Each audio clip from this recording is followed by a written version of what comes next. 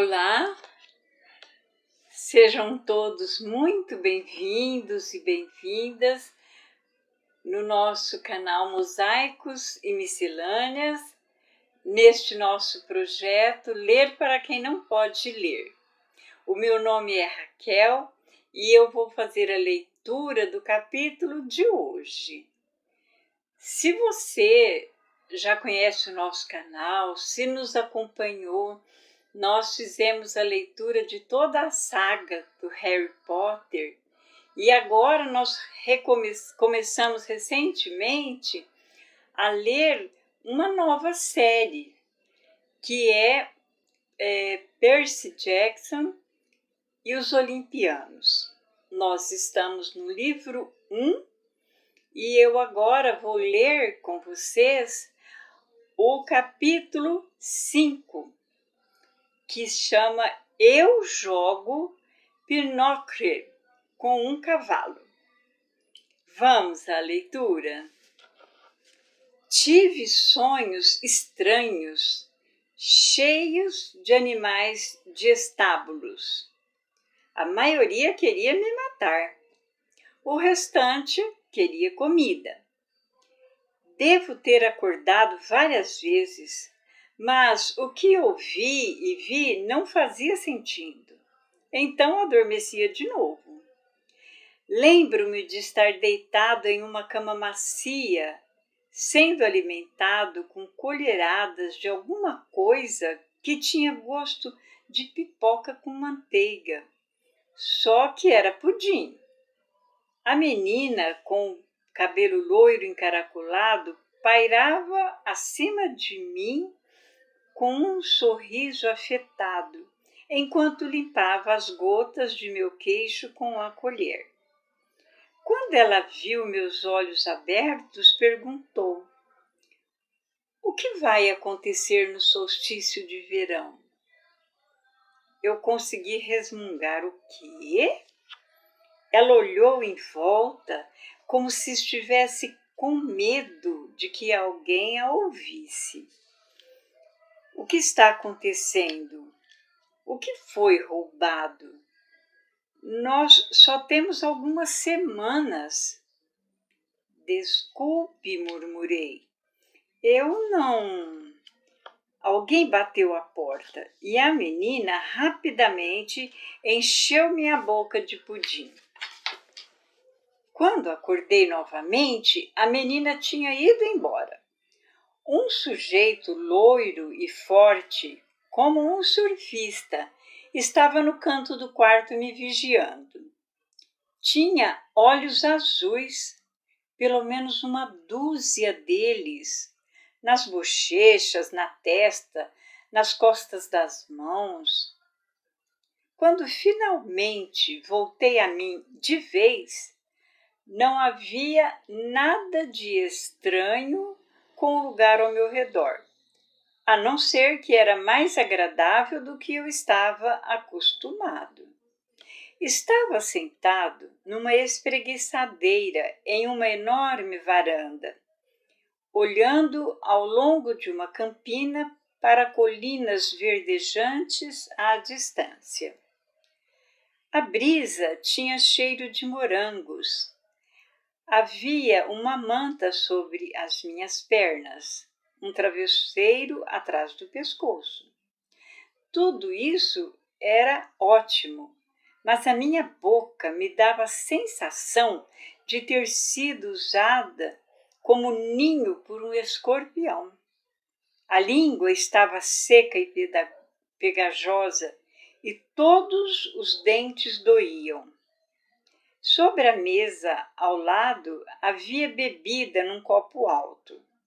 Parecia suco de maçã gelado, com um canudinho verde e um guarda-chuva de papel enfiado em uma cereja. Minha mão estava tão fraca que quase derrubei o copo quando passei os dedos em volta dele. "Cuidado", disse uma voz familiar. Grover estava apoiado no gradil da varanda e parecia não dormir havia uma semana. Embaixo de um braço segurava uma caixa de sapatos. Estava usando jeans, tênis Converse de cano alto e uma camiseta laranja claro com os dizeres Acampamento Meio Sangue. Apenas o velho Grover, não o menino bode. Quem sabe não tive um pesadelo? Talvez minha mãe estivesse bem. Ainda estávamos de férias e tínhamos parado ali naquela grande casa por alguma razão e você salvou minha vida, disse Grover. Bem, o mínimo que eu podia fazer, voltei na colina. Achei que você poderia querer isto. Reverentemente, ele colocou a caixa de sapatos em meu colo. Dentro havia um chifre de touro branco e preto, a base irregular, por ter sido quebrada, a ponta salpicada de sangue seco. Não tinha sido um pesadelo. O Minotauro, disse eu. Ah, Percy, não é uma boa ideia. É assim que o chamam nos mitos gregos, não é? Perguntei. O Minotauro, meio homem, meio touro. Grover mudou de posição pouco à vontade. Você ficou desacordado por 2 dias. Do que se lembra? Minha mãe, ela está mesmo... Ele abaixou os olhos. Olhei ao longo da campina. Havia pequenos bosques, um riacho sinuoso, campos de morangos espalhados embaixo do céu azul. O vale era cercado por colinas ondulantes e a mais alta, bem na nossa frente, era a que tinha o grande pinheiro no topo. Mesmo isso parecia bonito à luz do sol. Minha mãe se fora. O mundo inteiro deveria estar escuro e frio. Nada devia parecer bonito. Desculpe, fungou Grover. Eu sou um fracasso. Eu sou o pior sátiro do mundo. Ele gemeu, batendo o pé com tanta força que ele saiu, quer dizer, o tênis Converse saiu. Dentro estava recheado de isopor, a não ser por um buraco em forma de casco. Oh, Estige, murmurou ele. Um trovão ecoou no céu claro. Enquanto ele lutava para pôr o casco de volta no falso pé, pensei, bem, isso resolve as coisas. Grover era um sátiro. Podia apostar que, se raspasse o cabelo, castanho cacheado, encontraria pequenos chifres em sua cabeça. Mas eu me sentia infeliz demais para me importar com a existência de sátiros ou mesmo minotauros. O importante era que minha mãe realmente tinha sido espremida para o nada, dissolvida em luz amarela. Eu estava sozinho, um órfão, e teria de viver com Gabe cheiroso? Não, isso jamais iria acontecer. Preferia viver nas ruas. Fingiria ter 17 anos e me alistaria no exército. Faria alguma coisa. Grover ainda estava fungando. O pobre garoto, pobre bode, ou sátiro, ou o que for, parecia estar esperando levar um murro. Não foi sua culpa, disse eu. Foi sim, eu devia protegê-lo. Minha mãe pediu para você me proteger? Não, mas é isso que faço. Sou um guardião. Pelo menos eu era. Mas porque de repente senti uma vertigem, minha visão rodando. Não se esforce demais, disse Grover. Aqui.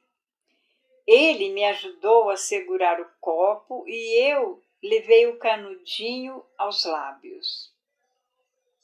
Recuei com o gosto, porque estava esperando suco de maçã. Não tinha nada a ver com isso. Era gosto de biscoito com pedacinhos de chocolate. Biscoito líquido. E não qualquer biscoito. Os biscoitos azuis da minha mãe, com pedacinhos de chocolate, amanteigados e quentes, o chocolate ainda derretendo. Ao beber aquilo, meu corpo inteiro se sentiu bem, aquecido e cheio de energia. Minha tristeza não foi embora, mas era como se minha mãe tivesse acabado de acariciar minha bochecha e me dar um biscoito, como costumava fazer quando eu era pequena, e tivesse dito que tudo ia ficar bem. Antes de me dar conta, já tinha esvaziado o copo inteiro. Olhei para dentro dele e com certeza não era uma bebida quente, pois os cubos de gelo não tinham nem derretido. Estava bom? Perguntou Grover. Fiz que sim com a cabeça. Que gosto tinha? Ele pareceu tão suplicante que me senti culpado. Desculpe, devia ter deixado você provar. Os olhos dele se arregalaram. Não foi isso que eu quis dizer. Eu só fiquei curioso. Biscoitos com pedacinhos de chocolate, disse eu, os da minha mãe, feitos em casa. Ele suspirou. E como se sente? Como se fosse capaz de jogar Nancy Bob Fitch a 100 metros de distância. Isso é bom, disse ele. Isso é bom. Não acho que você deva se arriscar a tomar mais disso aí. O que quero dizer? Ele pegou meu copo com cautela, como se fosse dinamite, e o colocou de volta na mesa. Vamos, Kiron e o Sr. D estão esperando. A varanda circundava toda a casa da fazenda. Senti as pernas trêmulas, tentando andar toda aquela distância. Grover se ofereceu para carregar o chifre do Minotauro, mas eu me agarrei a ele. Tinha pago um preço alto por aquele souvenir. Não iria largá-lo. Quando demos a volta até o lado oposto da casa, parei para recuperar o fôlego. Devíamos estar na costa norte de Long Island, porque daquele lado da casa o vale seguia até a água que cintilava a cerca de 1 quilômetro de distância. Da casa até lá, eu simplesmente não consegui processar tudo o que estava vendo. A paisagem era pontilhada de construções que lembravam a arquitetura grega antiga, um pavilhão a céu aberto, um anfiteatro, uma arena circular, só que pareciam novos em folha, as colunas de mármore branco reluzindo ao sol. Em uma quadra de areia próxima, uma dúzia de crianças e sátiros em idade escolar jogavam voleibol. Canoas deslizavam por um pequeno lago. Crianças de camiseta laranja claro, como a de Grover, corriam umas atrás das outras em volta de um agrupamento de chalés no meio do bosque. Algumas praticavam arco e flecha em alvos. Outras montavam cavalos em uma trilha arborizada e, a não ser que eu estivesse tendo alucinações, alguns cavalos tinham asas. Na extremidade da varanda, 2 homens estavam sentados frente a frente em uma mesa de carteado. A menina de cabelos loiros, que me alimentara com colheradas de pudim com sabor de pipoca, estava apoiada no gradil da varanda ao lado deles.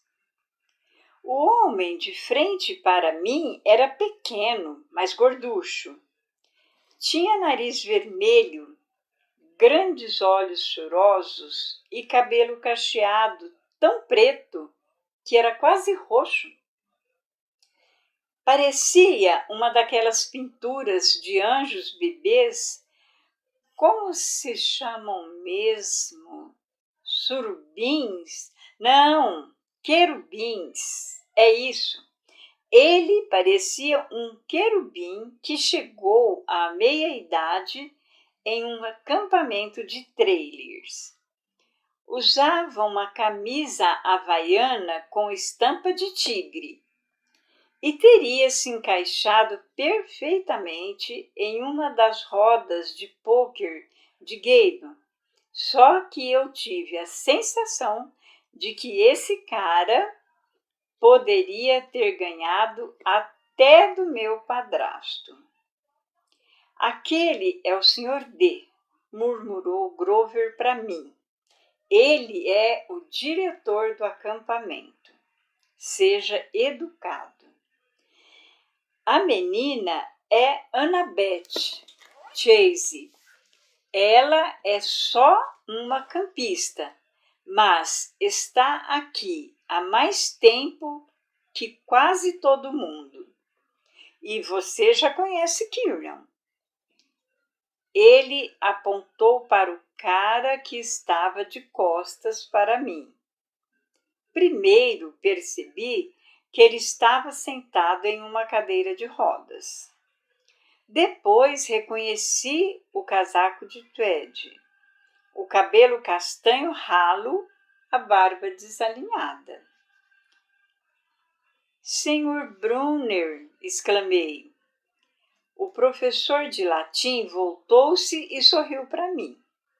Os olhos estavam com aquele brilho travesso de quando ele fazia uma prova surpresa e todas as respostas da múltipla escolha eram B. Ah, bom, Percy, disse ele. Agora já temos 4 para o Pinóquio. Ele me ofereceu uma cadeira à direita do Sr. D, que olhou para mim com olhos injetados e soltou um grande suspiro. Ah, suponho que devo dizer isto. Bem-vindo ao acampamento meio-sangue. Pronto. Agora não espere que eu esteja contente em vê-lo. Ah, obrigado. Logo me afastei um pouco dele, porque se havia uma coisa que eu tinha aprendido convivendo com Gabe, era reconhecer quando um adulto andou tomando umas e outras. Se o Sr. D era um abstêmio, eu era um sátiro. Annabeth, o Sr. Brunner chamou a menina loira. Ela avançou e o Sr. Brunner nos apresentou. Esta mocinha cuidou de você até que ficasse bom, Percy. Annabeth, minha querida, por que não vai verificar o beliche de Percy? Vamos instalá-lo no chalé 11 por enquanto. Annabeth disse, claro, Quirrell. Ela provavelmente tinha a minha idade. Talvez fosse uns 5 centímetros mais alta e tinha a aparência muitíssimo mais atlética. Com o seu bronzeado intenso e o cabelo loiro, cacheado, era quase exatamente como eu imaginava uma típica menina da Califórnia, a não ser pelos olhos, que arruinavam essa imagem.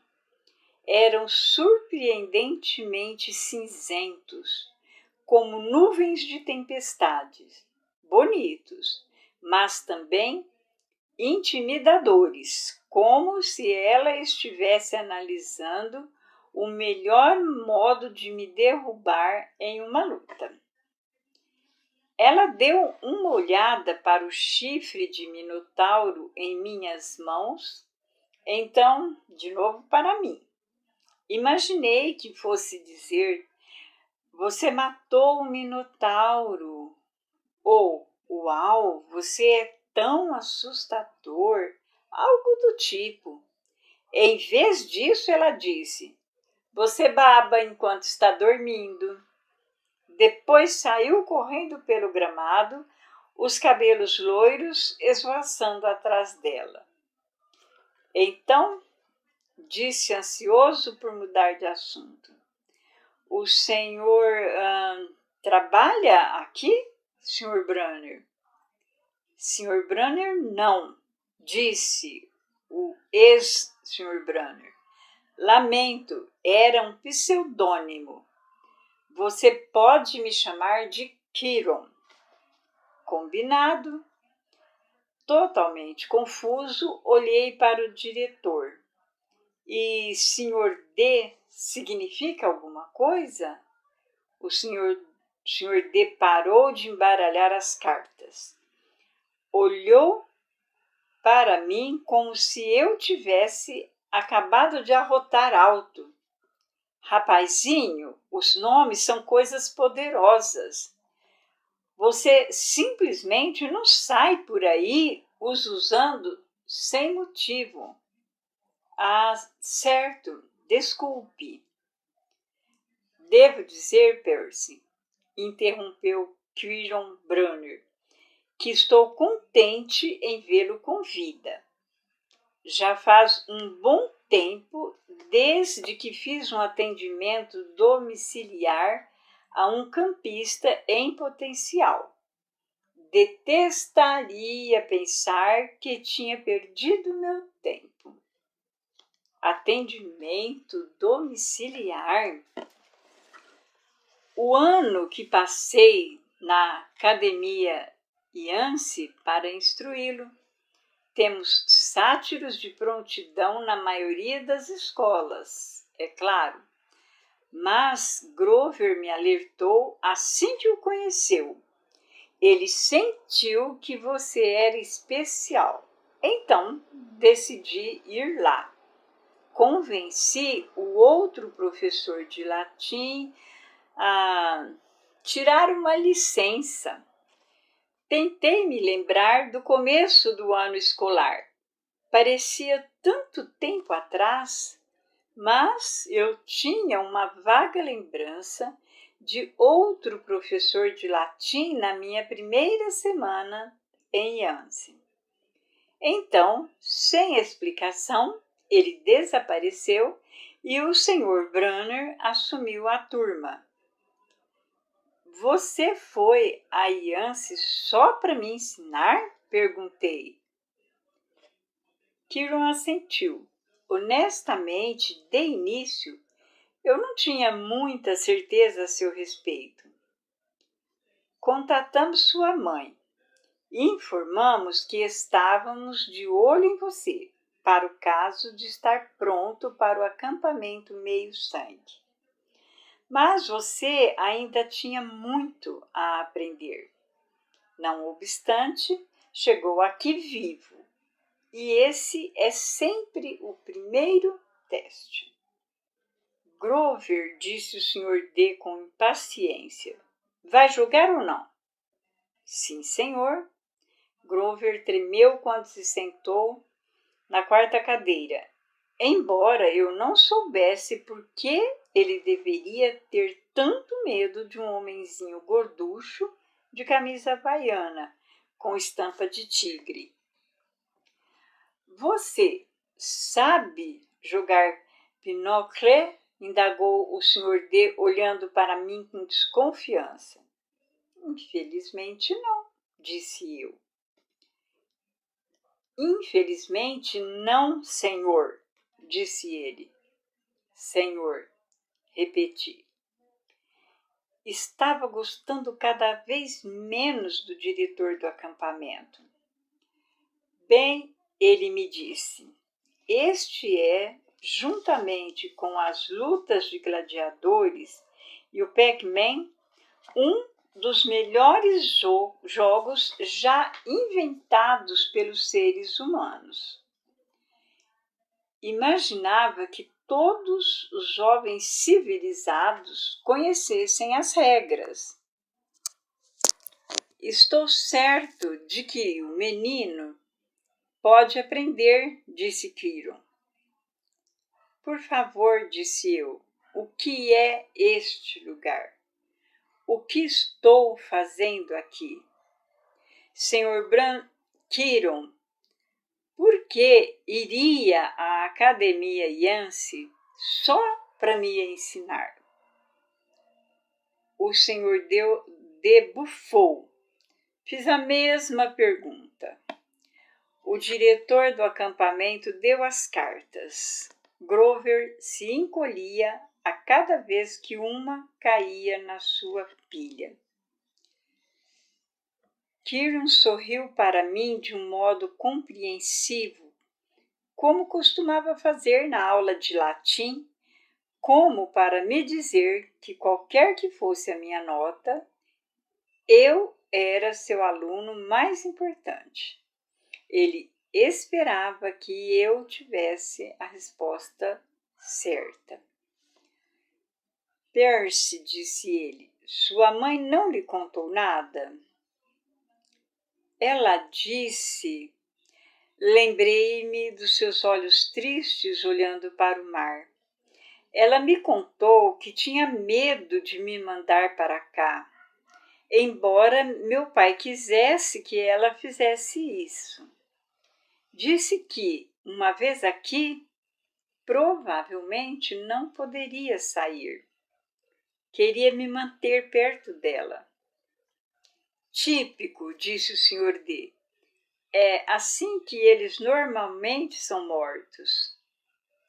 Rapazinho, você vai fazer um lance ou não vai? O quê? Perguntei. Ele explicou impacientemente como se faz um lance em Pinochle. E eu fiz. Lamento, mas há coisas demais a contar, disse Kiron. Receio que nosso filme de orientação não seja suficiente. Filme de orientação? Perguntei. Não, concluiu Kiron. Bem, Percy, você sabe que seu amigo Grover é um sátiro. Você sabe, ele apontou para o chifre na caixa de sapatos, que você matou um minotauro. E não é um pequeno feito, rapaz. O que você não pode saber é que grandes forças estão em ação na sua vida. Os deuses, as forças que você chama de deuses gregos, estão muito vivos. Olhei para os outros em volta da mesa.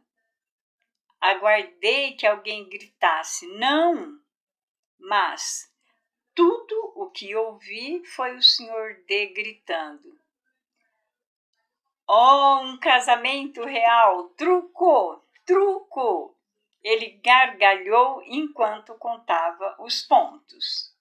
Sr. D perguntou Grover timidamente: "Se não for comê-la, posso ficar com a sua lata de Diet Coke?" "Hein? Ah, está bem." Grover mordeu um grande pedaço da lata de alumínio vazia e mastigou tristemente. "Espere", eu disse a Kieran. "Está me dizendo que existe algo como Deus?" "Bem, vamos lá", disse Kieran. Deus, com D maiúsculo, Deus. Isso é outro assunto. Não vamos lidar com o metafísico. Metafísico? Mas você estava falando sobre deuses, no plural. Grandes seres que controlam as forças da natureza e os empreendimentos humanos. Os deuses imortais do Olimpo. Esta é uma questão menor. Menor? Sim, muito. Os deuses que discutimos na aula de latim, Zeus, disse eu, era Apolo. Você quer dizer esses? E, de novo, uma trovoada distante em um dia sem nuvens. "Rapazinho", disse o Sr. D, "se eu fosse você, seria menos negligente quanto a ficar soltando esses nomes por aí."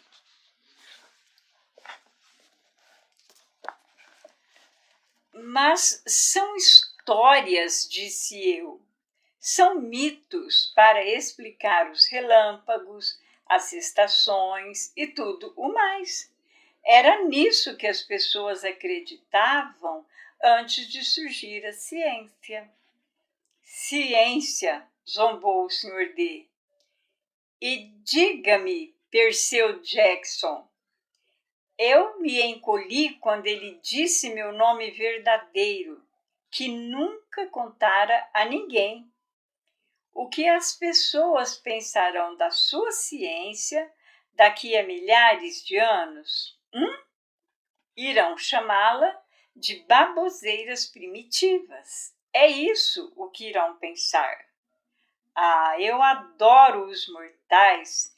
Eles não têm a menor noção de perspectiva. Acham que já chegaram tão longe. E chegaram, Kieran? Olhe para esse menino e diga-me. Eu não estava gostando muito do Sr. D, mas havia algo no modo como ele me chamou, de mortal, como se ele não fosse. Foi o bastante para me dar um nó na garganta, para sugerir porque Grover estava zelosamente atento às suas cartas, mascando sua lata de refrigerante e mantendo a boca fechada. "Percy", disse Kieran, "você pode escolher entre acreditar ou não, mas o fato é que imortal significa imortal. Pode imaginar isso por um momento, não morrer nunca. Existir assim como você é para toda eternidade." Eu estava prestes a responder, assim, sem pensar, que parecia um negócio muito bom, mas o tom da voz de Kieran me fez hesitar. "Você quer dizer, quer as pessoas acreditem em você ou não?" disse eu. "Exatamente", concordou Kieran. "Se você fosse um deus, gostaria de ser chamado de mito, de uma velha história para explicar os relâmpagos? E se eu contasse a você, Perseu Jackson, que um dia as pessoas vão chamar você de mito, criado apenas para explicar como menininhos podem sobreviver à perda de suas mães? Meu coração disparou. Ele estava tentando me deixar zangado por alguma razão, mas eu não ia permitir que o fizesse. Eu disse: eu não gostaria disso, mas não acredito em deuses. Oh, é melhor mesmo, murmurou o Sr. D, antes que um deles o incinere. Grover disse: por favor, senhor, ele acaba de perder a mãe. Está em estado de choque. Uma sorte também, resmungou o Sr. D, jogando uma carta. Ruim mesmo é estar confinado a esse trabalho deprimente, com meninos que nem mesmo têm fé. Ele assinou e uma taça apareceu sobre a mesa, como se a luz do sol tivesse momentaneamente se encurvado e transformado o ar em vidro. A taça se encheu de vinho tinto. Meu queixo caiu, mas Quiron mal ergueu os olhos. Senhor D advertiu: as suas restrições. O Senhor D olhou para o vinho e fingiu surpresa. Ora, vejam! Ele olhou para o céu e gritou: velhos hábitos, desculpe! Mais trovões. O Sr. D acenou outra vez e a taça de vinho se transformou em uma nova lata de Diet Coke. Ele suspirou, infeliz. Abriu a lata e voltou ao seu jogo de cartas. Quiron piscou para mim. O Sr. D irritou o pai dele tempos atrás. Sentiu-se atraído por uma ninfa dos bosques, que tinha sido declarada inacessível. Uma ninfa dos bosques, repeti, olhando para Diet Coke como se tivesse vinda do cosmos. Sim, confessou o Sr. D.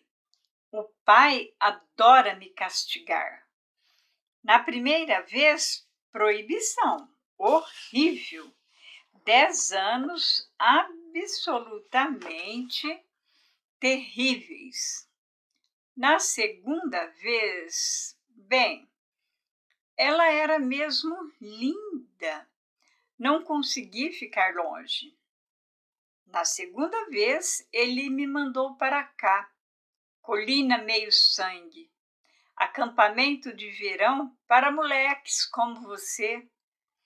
Seja uma influência melhor, ele me disse. Trabalha com os jovens em vez de arrasar com eles. Ah, que injustiça! O Sr. D parecia ter 6 anos de idade, como uma criancinha fazendo pirraça. E gaguejei: o seu pai é de Imortales, Quiron, disse o Sr. D. Pensei que você tinha ensinado o básico a esse menino. Meu pai é Zeus, é claro. Repassei os nomes começados em D da mitologia grega. Vinho, pele de um tigre. Os sátiros que pareciam estar todos trabalhando aqui.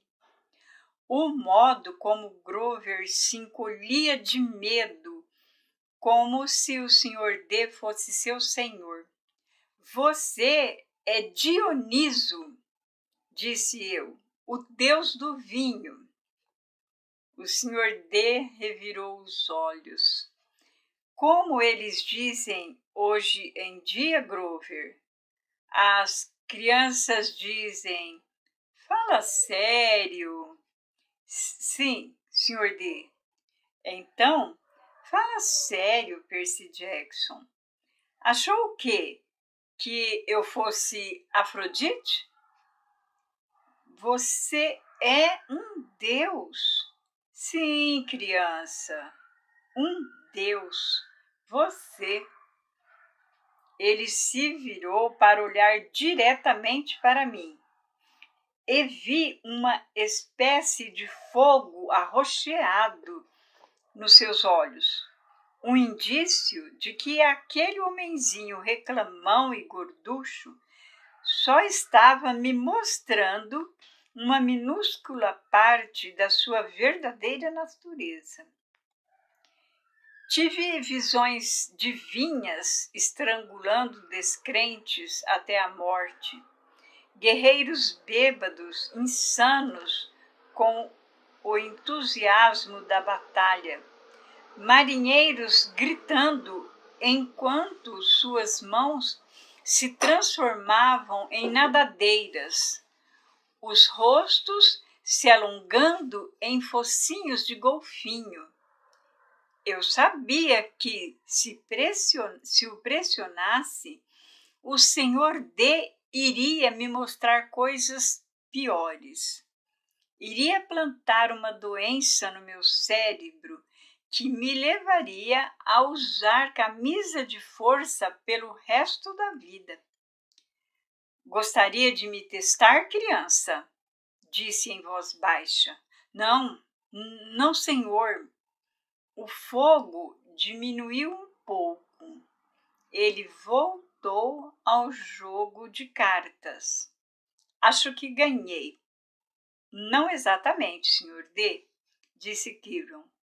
Ele baixou uma sequência, contou os pontos e disse: o jogo é meu.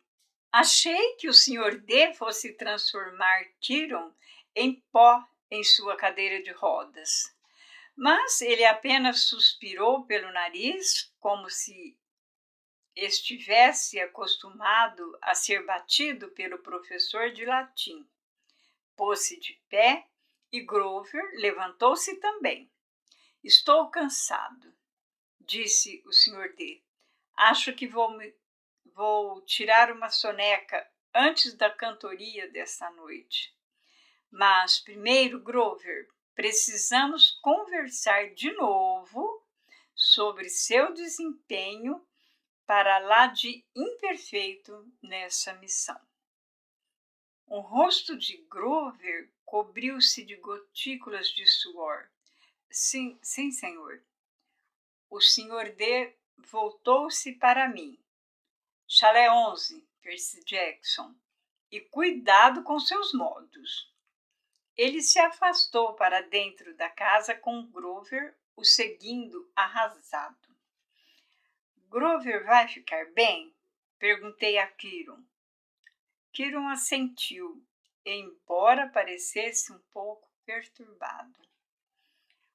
O velho Dioniso não está realmente zangado.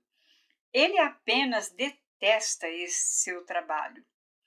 Ele foi confinado à terra, pode-se dizer, e não pode aguentar ter de esperar mais um século antes de ser autorizado a voltar ao Olimpo. O Monte Olimpo, disse eu. Você está me dizendo que realmente existe um palácio ali? Bem, agora há o Monte Olimpo na Grécia e há o lar dos deuses, o ponto de convergência dos seus poderes, que de fato costumava ser no Olimpo. Ainda é chamado de Monte Olimpo por respeito às tradições, Mas o palácio muda de lugar, Percy, assim como os deuses. Você quer dizer que os deuses gregos estão aqui, tipo nos Estados Unidos? Bem, certamente.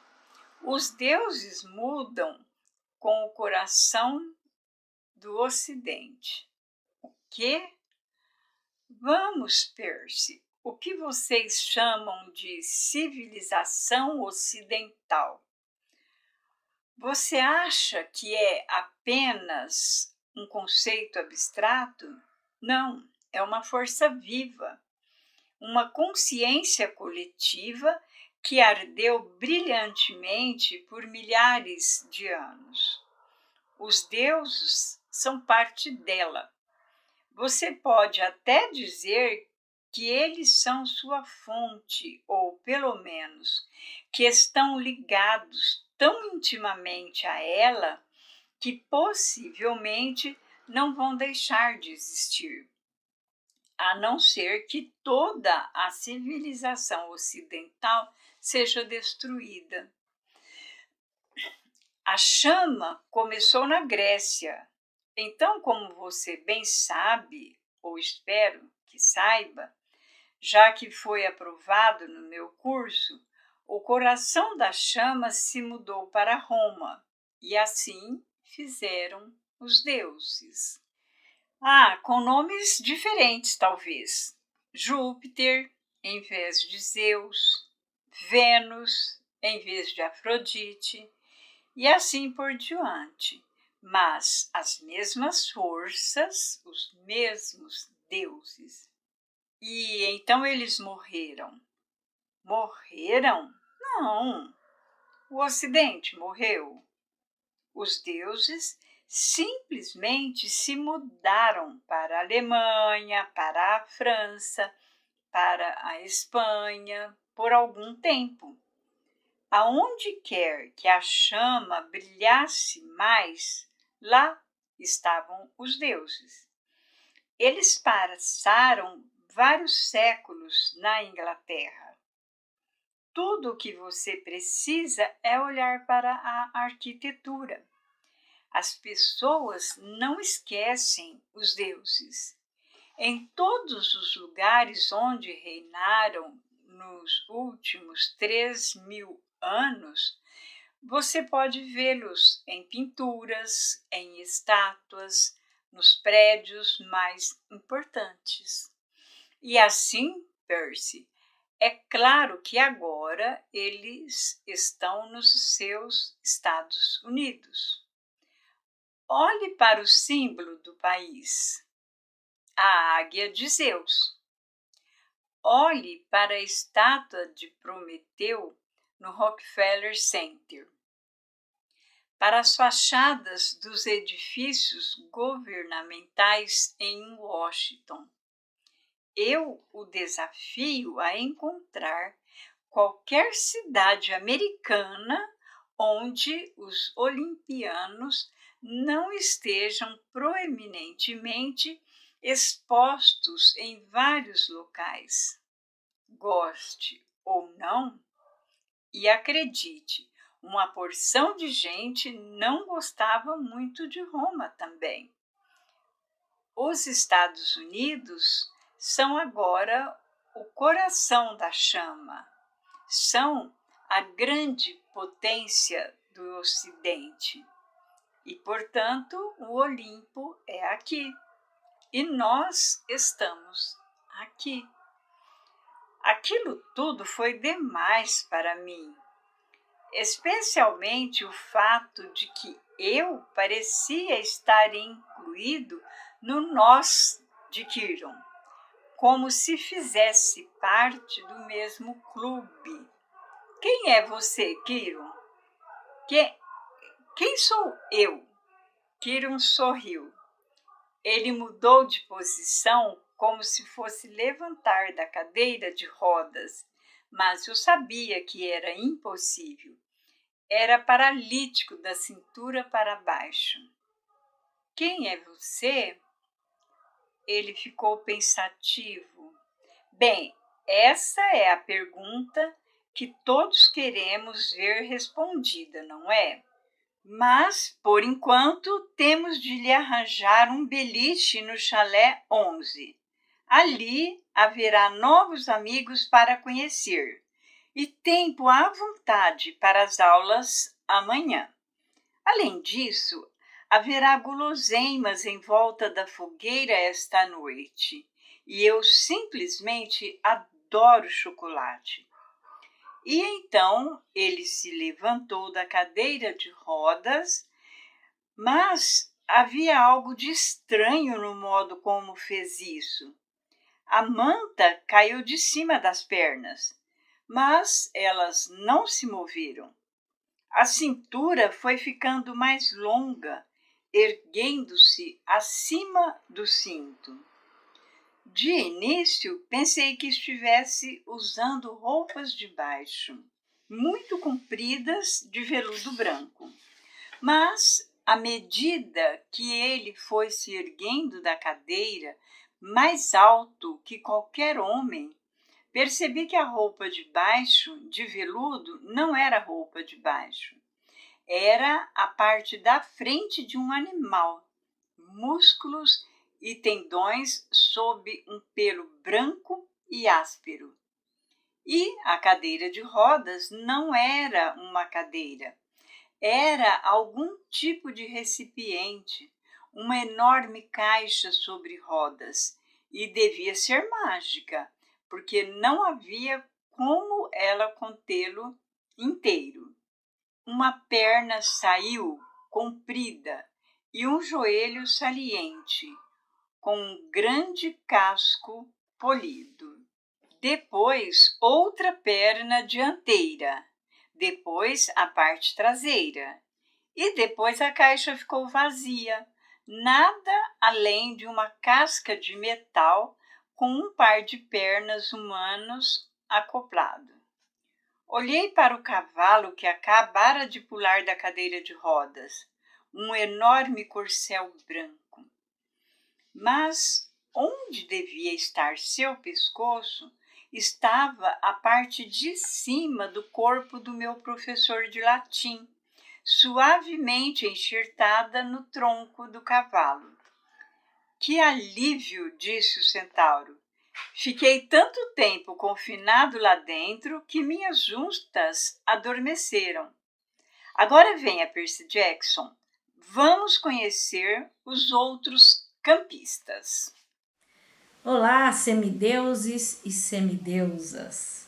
Estamos aqui, devidamente caracterizados, devo dizer, para fazer os comentários deste capítulo, que é um dos capítulos mais interessantes do livro, porque é a primeira vez que o Percy é apresentado para o mundo olimpiano, né? É a primeira vez que, de fato, de forma aberta, se revela para ele os mitos gregos como verdades no texto do nosso livro. Então eu vou tecer alguns breves comentários sobre este capítulo e são de dois tipos. Uma parte deles referente à história mesmo, outra parte mais uma análise histórica, vamos colocar assim. Do que se refere à história, é um capítulo de apresentação.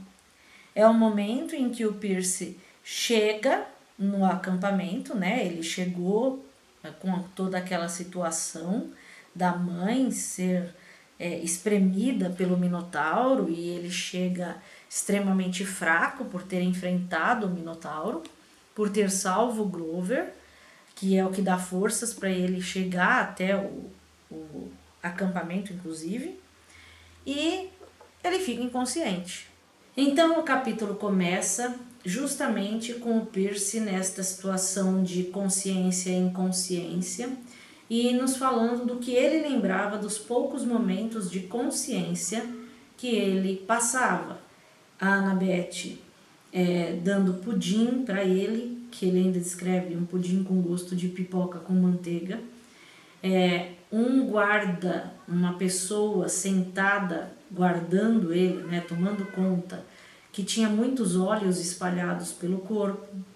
Então isso são visões intermitentes até o momento em que ele realmente desperta e ele está na varanda com o Grover e um copo de uma bebida aparentemente sendo suco de maçã do lado de onde ele está deitado.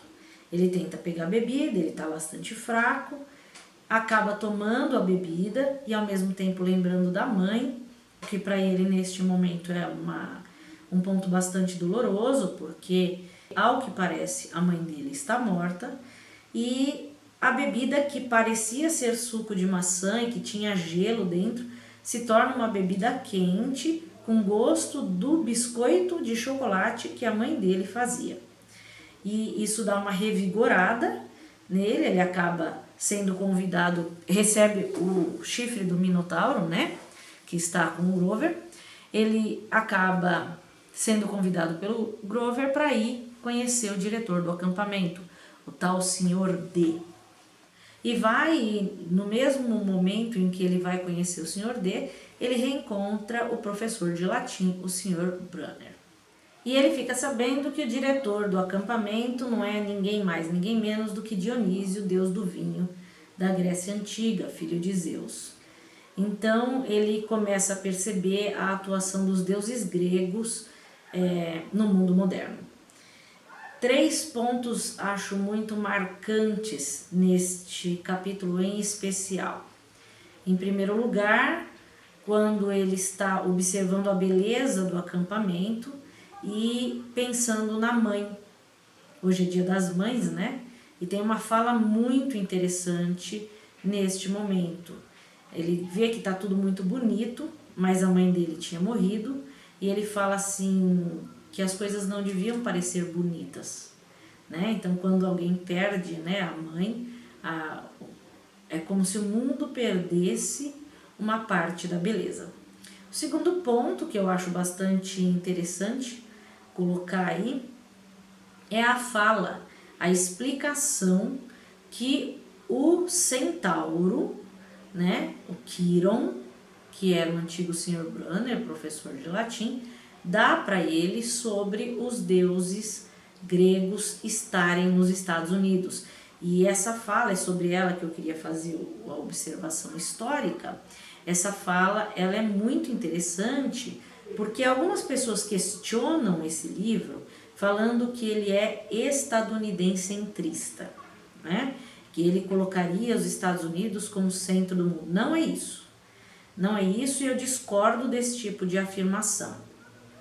O Rick Riordan foi simplesmente genial com a colocação que ele fez.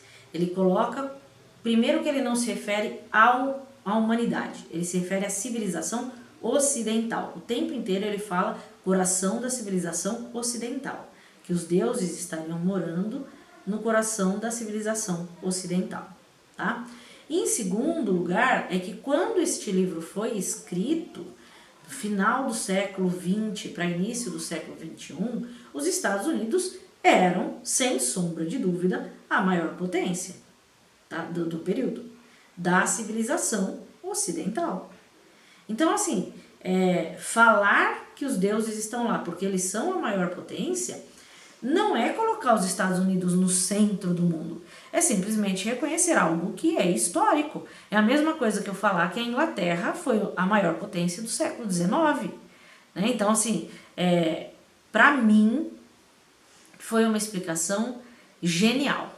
E realmente, a Grécia Antiga influenciou tanto a história ocidental no modo de pensar, no modo de agir, no relacionamento social, na estrutura da sociedade, na arquitetura, nas artes, né? Nós temos milhares de influências aí que nós podemos rastrear ao longo de todas as civilizações da Grécia Antiga para frente que se tornaram grandes potências.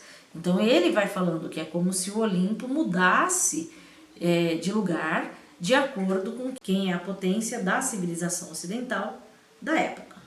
Bom, e por fim, o terceiro item que eu acho bastante importante falar é quando Pierce fala que não acredita em Deus, E o Kiron fala, ó, Deus, Deus, com D maiúsculo, esse negócio de metafísico, a gente não está falando sobre isso. Eu estou falando sobre forças materiais. Por quê? Porque ele fala dos deuses gregos como controladores dos elementos da natureza, portanto, forças materiais. Então ele separa a religiosidade no estilo moderno, que é mais espiritualista, mais metafísica, daquela religiosidade mais ligada aos fenômenos da natureza. Isso não é diminuir nem aumentar, é simplesmente constatar as diferenças entre as religiões que existem e que existiram. As do passado, mais ligadas mesmo aos fenômenos da natureza, e as atuais, que são um pouco mais metafísicas, porque afinal o próprio homem se desvinculou muitas vezes da própria natureza. Bom, é uma leitura fascinante, espero que vocês gostem, que vocês acompanhem com a gente, que vocês embarquem nessa aventura, descubram aí muitas coisas da mitologia grega. A mitologia grega é um assunto fascinante e encontro vocês numa próxima leitura. Feliz Dia das Mães para aquelas que são mães, que estão nos acompanhando no canal. E hoje o nosso canal completa 2 anos de existência. Gostaria muito de agradecer a você que ficou com a gente esse tempo todo e que continua acompanhando as leituras conosco. Se possível, divulga o projeto, divulga o canal para que nós ganhemos cada vez mais seguidores. Muito obrigada e até uma próxima.